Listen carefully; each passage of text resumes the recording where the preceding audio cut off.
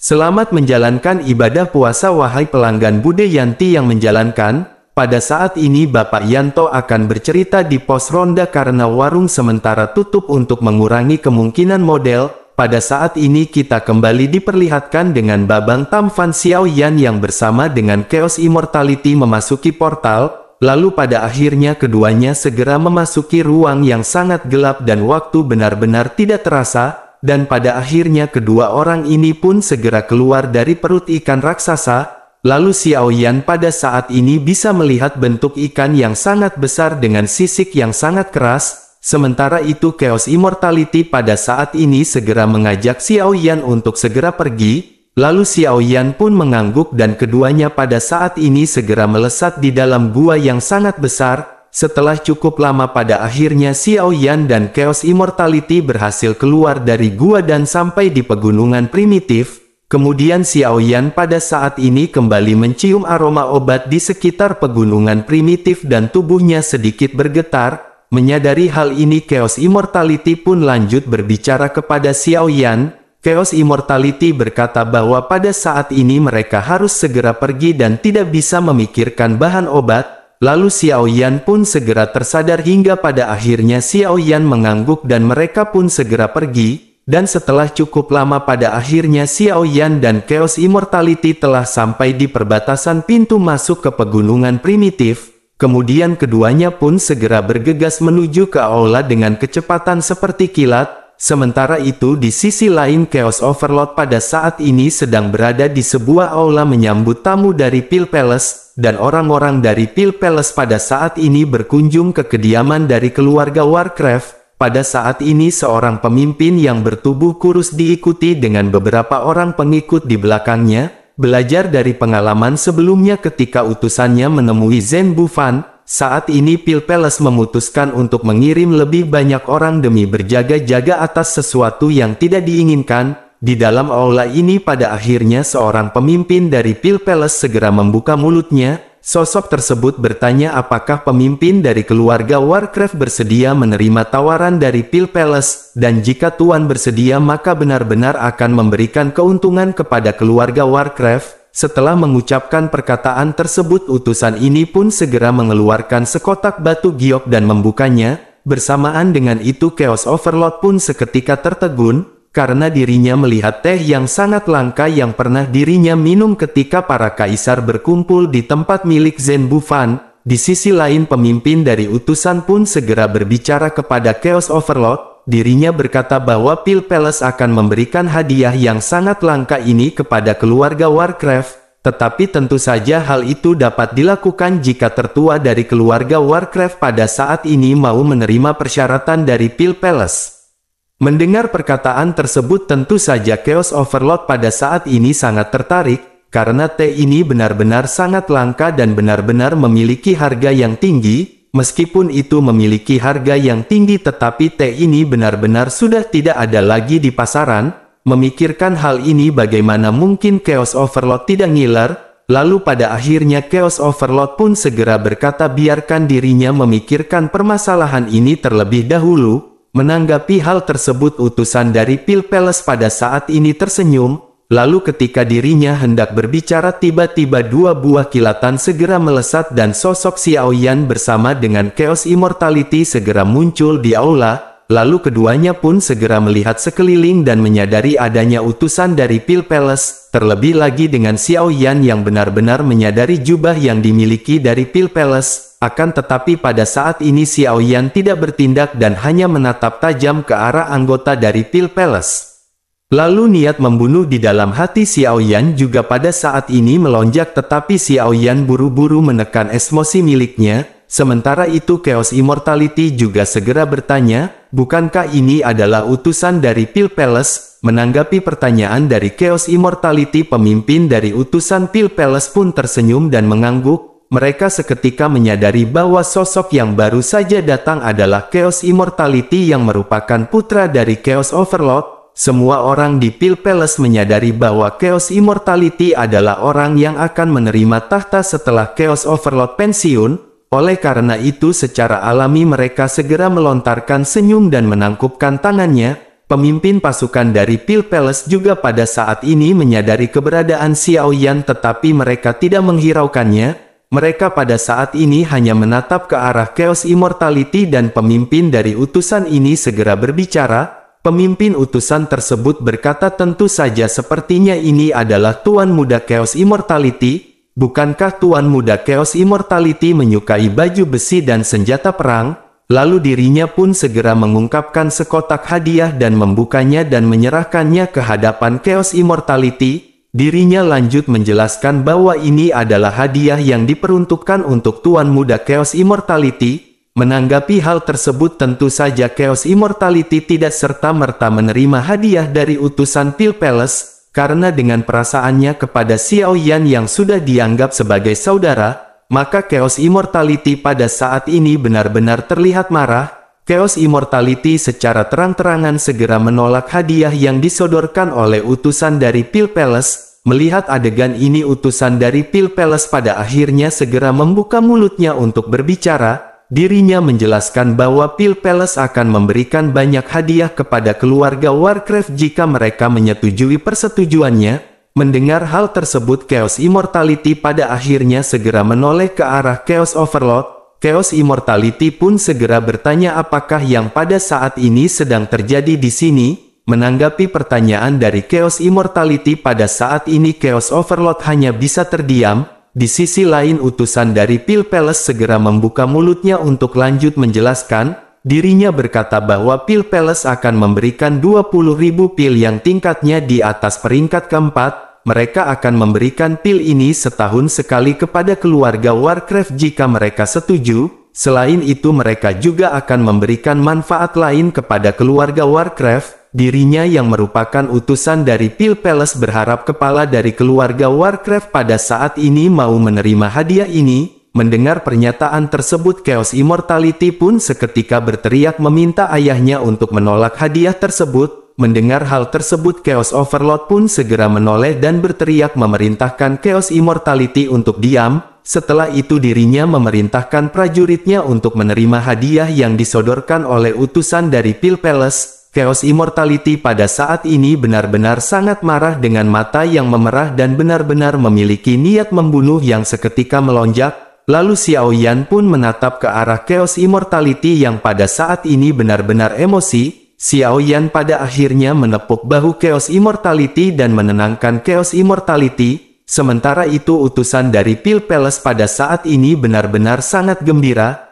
Karena dengan penerimaan hadiah ini tentu saja keluarga Warcraft tidak akan membantu Xiao Mansion di dalam pertempuran nanti. Dan pada akhirnya utusan dari Pale Palace pun segera mengucapkan salam perpisahan kepada Chaos Overlord. Lalu Chaos Overlord hanya mengangguk dan utusan dari Pale Palace pada saat ini segera mundur. Ketika mereka melewati Xiao Yan, mereka melemparkan senyum sinis kepada Xiao Yan.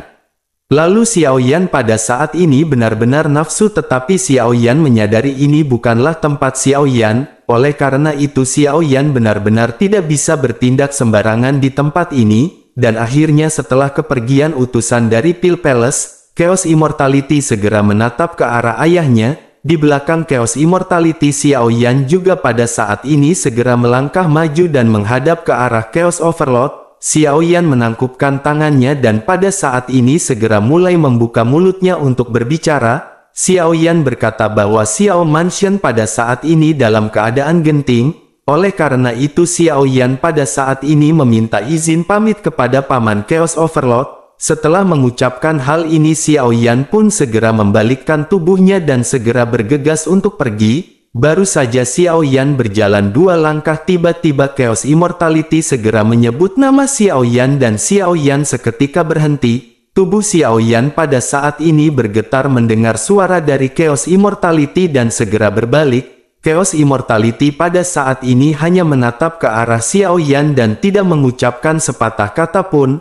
Menyadari hal tersebut, Xiao Yan pada akhirnya kembali berbalik dan memutuskan untuk segera pergi. Lalu setelah kepergian Xiao Yan ini, Chaos Immortality segera mengungkapkan kekesalannya kepada ayahnya. Chaos Immortality berteriak mengapa ayahnya berani-beraninya menerima hadiah dari utusan Pale Palace. Apakah ayahnya tidak menghargai hubungan yang dibentuk oleh Xiao Yan dan Chaos Immortality? bukankah ayahnya tahu bahwa Chaos Immortality dan Xiao Yan sudah sebagai saudara, meskipun mereka tidak memiliki hubungan darah tetapi janji mereka benar-benar telah didengar oleh langit dan bumi. Hubungan di antara keduanya adalah hubungan di mana susah senang mereka akan selalu bersama, bahkan mereka akan selalu bersama di dalam senang dan akan selalu saling membantu di dalam kesusahan. Bukankah dengan keputusan yang dibuat oleh ayahnya ini, maka bukankah itu berarti mereka pada saat ini benar-benar menusuk Xiao Yan? Mendengar perkataan tersebut, Chaos Overlord pada saat ini segera berdiri dan melangkah maju, lalu dalam sekejap mata sosoknya pada saat ini seketika sudah berada di samping Chaos Immortality, kemudian dirinya pun tersenyum menghadapi Chaos Immortality yang pada saat ini benar-benar terlihat marah. Chaos Overlord pun segera membuka mulutnya untuk berbicara kepada Chaos Immortality. Dirinya berkata bahwa dirinya pada saat ini melihat Chaos Immortality seperti dirinya melihat Chaos Overlord ketika masih muda. Dirinya melihat tekad yang membara di dalam diri Chaos Immortality pada saat sebelumnya. Dirinya benar-benar sangat senang, tetapi pada saat ini ada banyak hal yang harus dipelajari oleh Chaos Immortality. Selain itu, apakah Chaos Immortality pada saat ini berpikir 20.000 pil dan hadiah ini akan mempengaruhi keluarga Warcraft? Apakah keluarga Warcraft pada saat ini akan bergantung pada semua hadiah ini? Setelah selesai berbicara, Chaos Overlord pun tersenyum penuh arti menatap ke arah Chaos Immortality. Chaos Immortality pada saat ini bingung tetapi dirinya sedikit memahami sesuatu. Lalu dirinya pun merenung sejenak dan pada saat ini Chaos Immortality segera menyadari apa yang dimaksud oleh ayahnya. Setelah menyadari hal ini, kemarahan dari Chaos Immortality pun perlahan-lahan mereda. Sementara itu di kota Juxi, terlihat lubang cacing pada saat ini berfluktuasi dan sosok Xiao Yan perlahan-lahan keluar. Xiao Yan pada saat ini tidak membuang-buang waktu dan Xiao Yan segera melesat setelah sampai di lubang cacing. Xiao Yan melesat di langit dan Xiao Yan melihat sekeliling dan pada saat ini Xiao Yan benar-benar terkejut. Lalu ketika Xiao Yan mendekati Xiao Mansion pada saat ini Xiao Yan menyadari adanya perbedaan. Suasana di Xiao Mansion dari atas langit pada saat ini terlihat semakin sepi dengan sedikit penjagaan di dalamnya. Xiao Yan seketika menyadari tampaknya semua orang pada saat ini benar-benar sedang bersiap-siap.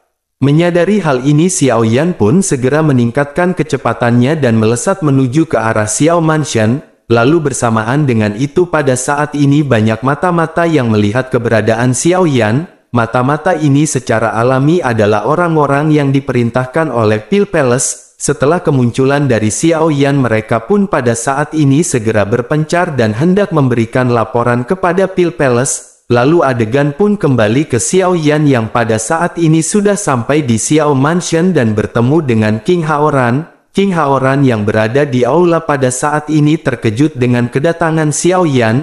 Akan tetapi King Haoran juga pada saat ini merasa senang dan dirinya segera menghampiri Xiao Yan dan bertanya, "Bagaimana kabar dari Xiao Yan?" Xiao Yan yang baru saja sampai tidak menjawab pertanyaan dari King Haoran dan malah balik bertanya. Xiao Yan bertanya apakah kabar yang diterima oleh Xiao Yan mengenai Pil Palace adalah sebuah kebenaran. Menanggapi hal tersebut, King Haoran pun tersenyum dan meminta Xiao Yan untuk jangan khawatir, karena yang terbaik pada saat ini adalah Xiao Yan menenangkan diri terlebih dahulu dan menyeruput teh bersama-sama dengan King Haoran. Xiao Yan yang pada saat ini tegang sedikit bingung dengan sikap yang ditampilkan oleh King Haoran. Karena bukankah mereka pada saat ini menghadapi bahaya yang sebentar lagi akan tiba? Akan tetapi Xiao Yan tidak mengerti mengapa King Haoran pada saat ini benar-benar terlihat tenang.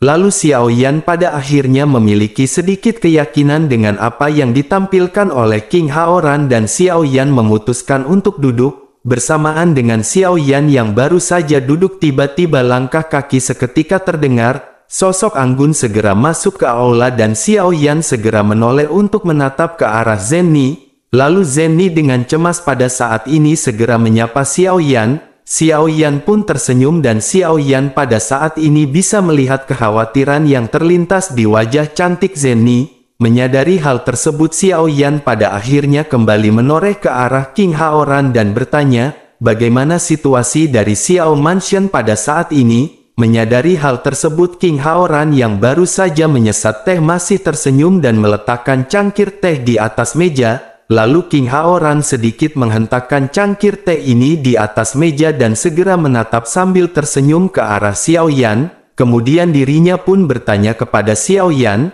bagaimanakah menurut Xiao Yan jika cangkir dari batu giok ini berhantaman dengan meja? Xiao Yan sedikit terkejut mendengar apa yang ditanyakan oleh King Haoran ini. Akan tetapi Xiao Yan dengan kecerdasannya segera menyadari apa yang dimaksud oleh King Haoran.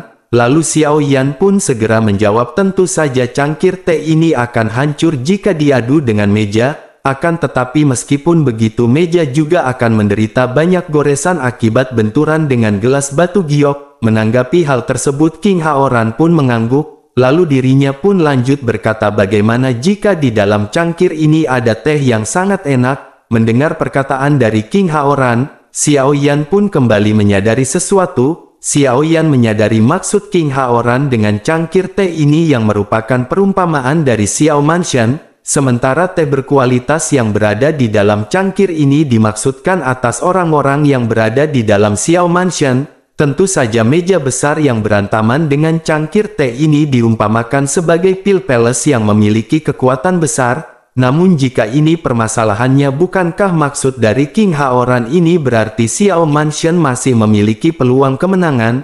Dan pada akhirnya Xiao Yan segera bertanya kepada King Haoran, apakah yang dimaksud oleh kakak King Haoran adalah Xiao Mansion masih memiliki kemungkinan untuk menang?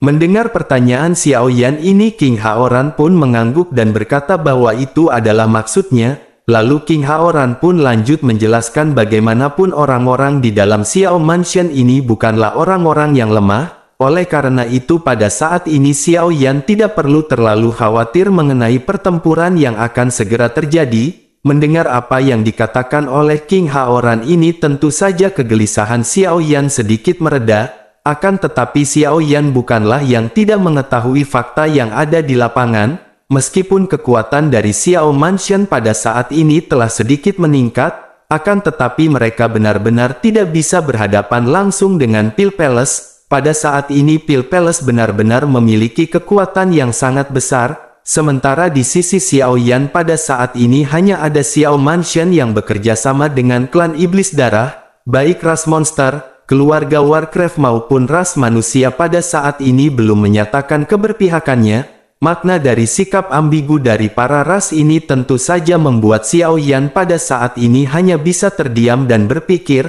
Bersamaan dengan itu Xiao Yan segera menyadari rekan-rekannya yang pada saat ini dalam proses penyembuhan. Xiao Yan akhirnya segera menoleh ke arah Zenny dan segera bertanya bagaimana kabar dari rekan-rekan Xiao Yan. Zenny tersenyum sebelum akhirnya menjelaskan situasinya kepada Xiao Yan. Zenny berkata berkat bantuan dari klan Yao pada saat ini anggota Xiao Yan benar-benar telah pulih. Bukan hanya mereka pada saat ini telah pulih, bahkan mereka benar-benar memiliki tanda-tanda untuk menerobos. Dan semua ini berkat bantuan dari klan Yao, dan Zenny benar-benar tidak tahu bagaimana caranya berterima kasih kepada klan Yao. Mendengar hal tersebut Xiao Yan benar-benar tersandung. Xiao Yan menghela nafas dan perasaan emosi benar-benar memenuhi hatinya. Setelah menyadari apa yang dilakukan oleh klan Yao, tentu saja membuat Xiao Yan pada akhirnya bergumam bahwa setelah perang ini mereka benar-benar harus memberikan hadiah yang tidak tertandingi untuk klan Yao. Menanggapi hal tersebut King Haoran pun mengangguk dan berkata bahwa klan Yao benar-benar akan mendapatkan hadiah yang bahkan mereka belum pernah bayangkan. Xiao Yan seketika menoleh ke arah King Haoran dan bertanya-tanya hadiah apakah yang dimaksud oleh King Haoran. Sementara itu King Haoran pada saat ini hanya tersenyum menghadapi tatapan bingung Xiao Yan. Tentu saja King Haoran pada saat ini telah menyadari semua rencana ini. King Haoran menyadari akan ada banyak pihak yang terlibat yang bergabung dengan Xiao Mansion, maka dirinya pada saat ini benar-benar bisa bersikap tenang. King Haoran juga menyadari setelah pertempuran ini dan jatuhnya Pil Palace, tentu saja klan Yao adalah satu-satunya pihak yang berhak untuk menggantikan keberadaan dari Pil Palace. Sementara itu di sisi lain Xiao Yan pada saat ini segera pulih dari kebingungannya dan segera menyadari sesuatu. pada akhirnya Xiao Yan kembali dengan tergesa-gesa bertanya kepada King Haoran. Xiao Yan bertanya mengapa Pil Palace tiba-tiba dengan tergesa-gesa memutuskan untuk berperang dengan Xiao Mansion. Mendengar pertanyaan Xiao Yan ini, King Haoran pun sedikit terkejut. Akan tetapi King Haoran pada saat ini segera menjawab bahwa Xiao Yan telah membunuh putra Dan Dacheng yang bernama Dan Yan. Selain itu bukan hanya Dan Yan yang dibunuh oleh Xiao Yan melainkan putra Dan Dacheng yang lainnya. Oleh karena itu bagaimana mungkin Dan Dacheng tidak kebakaran jenggot dan memutuskan untuk menghabisi Xiao Yan. Mendengar penjelasan dari King Haoran ini, tentu saja Xiao Yan benar-benar terkejut. Lalu Xiao Yan tanpa sadar segera bertanya apakah Dan Yan pada saat ini benar-benar telah meninggal, apakah Dan Yan telah membeku sampai mati di pegunungan es. Xiao Yan benar-benar tidak menyangka setelah Xiao Yan meninggalkan Dan Yan di pegunungan es dirinya benar-benar akan mati. Sementara itu King Haoran pada saat ini benar-benar semakin terkejut, dirinya dengan refleks bertanya apakah Dan Yan pada saat ini tidak dibunuh oleh Xiao Yan. Melihat tampilan dari Xiao Yan yang tidak bercanda, King Haoran pada saat ini benar-benar keheranan. Sementara itu Xiao Yan segera menjawab bahwa Xiao Yan tidak membunuh Dan Yan. Dan Yan memang terluka parah saat Xiao Yan pergi, akan tetapi dirinya benar-benar tidak akan mungkin mati setelah ditinggalkan. Mendengar jawaban dari Xiao Yan ini, King Haoran pun menghela nafas dan menggelengkan kepalanya. Lalu dirinya lanjut berkata bahwa dirinya telah mendengar berita bahwa Dan Yan telah dibakar sampai mati oleh api surgawi. Lalu mungkinkah ada orang lain lagi yang memiliki api surgawi pada saat itu dan berhasil membunuh Dan Yan? King Haoran pada saat ini merasa bahwa permasalahan ini benar-benar tidaklah sederhana. King Haoran pun bergumam sepertinya ada orang yang tidak tahan terhadap Pil Palace dan benar-benar ingin memicu peperangan. Menanggapi hal tersebut alis Xiao Yan pun seketika berkerut dan Xiao Yan segera bertanya siapakah orang yang ada di tengah-tengah permasalahan ini. Xiao Yan memikirkan siapakah orang yang berpotensi untuk melakukan hal seperti ini, tetapi pada saat ini Xiao Yan benar-benar tidak memiliki gambaran. Namun Xiao Yan segera menyadari bahwa pertempuran pada saat ini benar-benar akan semakin dekat. Bersamaan dengan itu Xiao Yan yakin perlahan-lahan orang yang melakukan hal ini akan segera terungkap. Xiao Yan juga pada saat ini menyadari bahwa sepertinya orang yang melakukan hal ini benar-benar tidak tahan terhadap Pil Palace. Oleh karena itu bukankah jika pertempuran ini berlangsung orang itu akan berada di pihak Xiao Yan? Lalu Xiao Yan pun menekan pemikiran ini di benaknya karena Xiao Yan menyadari yang terpenting pada saat ini adalah peningkatan kekuatannya, dan di dalam pertempuran ini tentu saja Xiao Yan benar-benar harus menjadi semakin kuat. Xiao Yan berniat untuk segera menerobos ke bintang 8 Dodi sebelum pertempuran datang, sehingga dengan begitu maka dapat dikatakan jika Xiao Yan menembus ke bintang 8 Dodi, maka Xiao Yan akan segera masuk ke dalam jajaran orang kuat yang berada di benua Dodi. Selain itu dengan kesuksesan Xiao Yan tentu saja akan segera membangkitkan moral dari para prajurit Xiao Mansion. Terlebih lagi sesuai apa yang dikatakan oleh Zenni bahwa anggotanya juga pada saat ini akan menerobos. Sehingga dengan begitu maka kekuatan dari Xiao Mansion benar-benar akan segera meningkat. Tetapi Xiao Yan pada saat ini benar-benar sangat bingung cara apakah yang bisa dilakukan oleh Xiao Yan untuk meningkatkan kekuatannya secara instan. Memikirkan hal ini Xiao Yan benar-benar kepusingan dan pada saat ini Xiao Yan memutuskan untuk mundur. Lalu Xiao Yan pada akhirnya segera berbicara kepada King Haoran bahwa dirinya akan mundur dan bersiap untuk pertempuran. Pertempuran besar ini benar-benar sudah dekat, oleh karena itu Xiao Yan juga harus bergegas. Setelah berbicara Xiao Yan pun segera berdiri dan berbincang-bincang kepada Zenni. Xiao Yan memberikan instruksi dan pengaturan kepada Zenni sebelum akhirnya sosok Xiao Yan segera pergi. Lalu berita tentang kembalinya Xiao Yan ke Xiao Mansion dengan cepat menyebar di seluruh Xiao Mansion. Sehingga dengan begitu moral dari para prajurit juga pada saat ini benar-benar semakin meningkat. Sementara itu Xiao Yan benar-benar tidak memiliki waktu untuk memperhatikan hal sepele semacam ini. Xiao Yan pada saat ini sudah berada di kamarnya dan duduk bersila. Lalu Xiao Yan memikirkan caranya bagaimana untuk meningkatkan kekuatan Xiao Yan dengan cepat. Xiao Yan menyadari bahwa pada saat ini Xiao Yan benar-benar membutuhkan 3 keajaiban, akan tetapi Xiao Yan benar-benar tidak memiliki waktu untuk mencari 3 keajaiban aneh di dunia ini. Hal itu tentu saja akan memakan waktu yang panjang dengan perjalanan yang jauh. Selain itu Xiao Yan juga pada saat ini sendirian dan anggota Xiao Yan benar-benar sedang bersiap untuk penerobosan. Sambil memikirkan hal ini token giok hijau tua segera muncul di tangan Xiao Yan. Lalu Xiao Yan memperhatikan kata hantu yang terukir dengan jelas pada token giok berwarna hijau ini. Xiao Yan teringat bahwa token ini berasal dari rumah hantu sebelumnya. Xiao Yan bergumam jika seperti yang diharapkan seharusnya ada 3 hal aneh yang berada di rumah hantu tersebut. Akan tetapi Xiao Yan segera menyadari bahwa hal ini benar-benar sangat merepotkan. Xiao Yan hanya bisa menatap ke arah token giok berwarna hijau sambil memikirkan semua ini. Bersamaan dengan itu Xiao Yan segera menyadari sesuatu. Xiao Yan berpikir mungkinkah ada ruang rahasia yang terdapat di dalam batu giok ini. Tampaknya Xiao Yan pada saat ini harus menuangkan Douqi untuk mengetahui rahasia yang terkandung di dalam batu giok ini. Xiao Yan benar-benar harus mencoba dan mencari tahu apakah isi yang terkandung di dalam batu giok ini. Dan pada akhirnya Xiao Yan pun segera menarik nafas dan menuangkan Douqi ke giok tersebut. Akan tetapi pada saat ini Xiao Yan benar-benar tidak bisa mengaktifkan batu giok tersebut dan kekuatan Xiao Yan seolah-olah telah diblokir. Lalu Xiao Yan pun bertanya-tanya, mengapa benda ini tidak bisa diintegrasikan dengan Douqi? Mungkinkah kekuatan Xiao Yan pada saat ini tidak cukup kuat untuk mengaktifkan Liontin Giok ini? Ataukah Xiao Yan pada saat ini harus mencobanya dengan kekuatan spiritual? Lalu Xiao Yan pun segera mengalirkan kekuatan spiritual, tetapi pada saat ini hasil yang didapatkan oleh Xiao Yan masih tetap sama. Kekuatan spiritual Xiao Yan pada saat ini seolah-olah telah diblokir dan tidak bisa menembus Liontin batu giok, sehingga Xiao Yan hanya bisa duduk terdiam di kamar dan mempelajari Liontin batu giok rumah hantu di tangannya.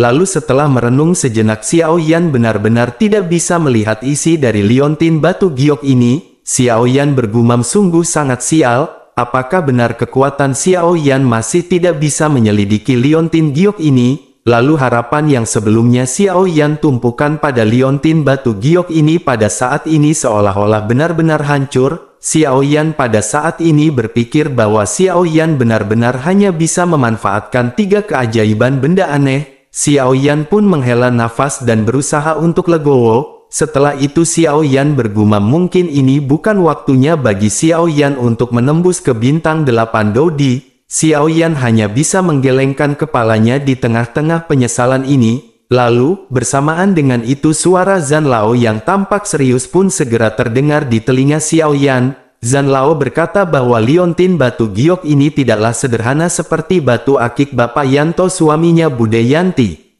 Mendengar hal tersebut Xiao Yan pun tertegun sejenak dan menatap ke arah Liontin batu giok rumah hantu di tangannya. Lalu Xiao Yan berpikir bahkan Zhan Lao pada saat ini mengatakan sesuatu yang tidak sederhana. Sangat jarang bagi Xiao Yan mendengar Zhan Lao mengungkapkan hal tersebut terhadap suatu benda. Dan jika begitu permasalahannya bukankah semakin besar keberuntungan yang ada di balik Liontin batu giok ini? Pada akhirnya Xiao Yan segera bertanya kepada Zhan Lao, apakah dirinya memiliki cara untuk membuka Liontin batu giok ini? Menanggapi hal tersebut Zhan Lao pun merenung sejenak sebelum akhirnya dirinya segera membuka mulutnya untuk menjelaskan. Zhan Lao berkata bahwa dirinya pernah melihat Liontin giok ini sebelumnya. Benda ini pasti bukan berasal dari dunia ini, apalagi Zhan Lao belum pernah memperhatikan benda ini sebelumnya. Benda ini benar-benar tidak terlalu mencolok dan bahkan tidak memiliki fluktuasi sedikit pun. Jika Xiao Yan ingin membuka benda ini maka Zhan Lao khawatir maka tidak akan ada sebuah harapan. Oleh karena itu pada saat ini Xiao Yan jangan berpikir untuk membuka benda ini. Jika Xiao Yan masih nekat mungkin Xiao Yan benar-benar akan terbunuh oleh benda ini. Suara Zhan Lao yang sangat serius pada saat ini benar-benar membuat Xiao Yan semakin tertegun. lalu tangan Xiao Yan yang memegang liontin giok ini pun tiba-tiba bergetar dengan ekspresi keterkejutan yang muncul di wajah Xiao Yan. Sementara itu Zhan Lao pada saat ini segera kembali menjelaskan kepada Xiao Yan. Zhan Lao berkata izinkan dirinya memberitahu Xiao Yan secara singkat mengenai sesuatu. Xiao Yan tentu menyadari bahwa ada Dou immortal di atas Dou Di dan ada alam lain yang lebih kuat di atas benua Dou Di. Selain dari benua Dou Di ada banyak alam, tetapi secara umum itu dibagi menjadi 3 jenis alam. Jadi alam ini terbagi menjadi alam bawah, alam tengah dan alam atas. Pada saat ini benua Dou Qi dan benua Dou Di hanya bisa dianggap sebagai alam bawah. Selain itu hal yang menakutkan mengenai liontin giok di tangan Xiao Yan ini adalah bahwa itu bukan milik dari ketiga jenis alam yang baru saja Zhan Lao sebutkan. Sehingga tidak ada yang tahu di mana mereka berasal dan tidak ada yang tahu kapan mereka muncul. Akan tetapi meskipun begitu mungkin takdir dari liontin giok ini berada di tangan Xiao Yan. Meskipun begitu pada saat ini Zhan Lao juga benar-benar tidak tahu bagaimana cara memicu liontin tersebut. Zhan Lao juga benar-benar tidak mengetahui konsekuensi apa yang akan ditimbulkan oleh liontin giok tersebut. Mendengar apa yang dijelaskan oleh Zhan Lao ini Xiao Yan benar-benar tercengang. Bahkan Babang Tamfan Xiao Yan tidak menyangka bahwa pada saat ini keberadaan Xiao Yan masih berada di alam paling bawah. Tentu saja jika dipahami lagi dari perkataan Babe Zhan Lao maka Xiao Yan pada saat ini masih berada di alam yang berisikan orang-orang berkekuatan rendah.